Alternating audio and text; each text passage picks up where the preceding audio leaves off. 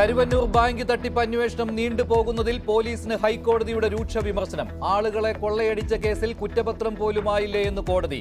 അന്വേഷണം CBIക്ക് വിടേണ്ടി വരുമെന്ന് മുന്നറിയിപ്പ്. രേഖകൾ ED കൊണ്ടുപോയെന്ന് സർക്കാർ ന്യായം. ED നന്നായി അന്വേഷിക്കുന്നുവെന്ന് കോടതി.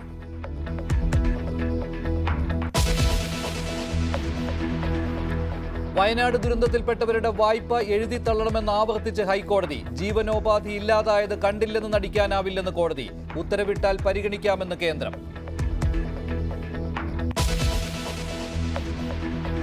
ഒരു മുഖ്യമന്ത്രി ഒരു ഖേദപ്രകടനം അല്ലെങ്കിൽ ജനങ്ങൾ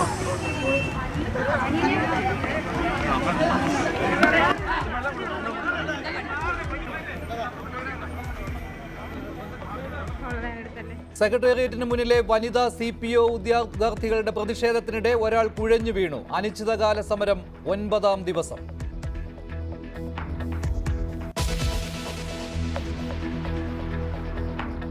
മുംബൈ ഭീകരാക്രമണ കേസ് പ്രതി തഹാവൂർ റാണയെ 3 മണിയോടെ ഇന്ത്യയിലെത്തിക്കും. ഡൽഹി വിമാനത്താവളം മുതൽ NIA ആസ്ഥാനം വരെ കനത്ത സുരക്ഷ. വിശദമായ ചോദ്യം ചെയ്യലിന് ശേഷം തിഹാർ ജയിലിലേക്ക് മാറ്റും.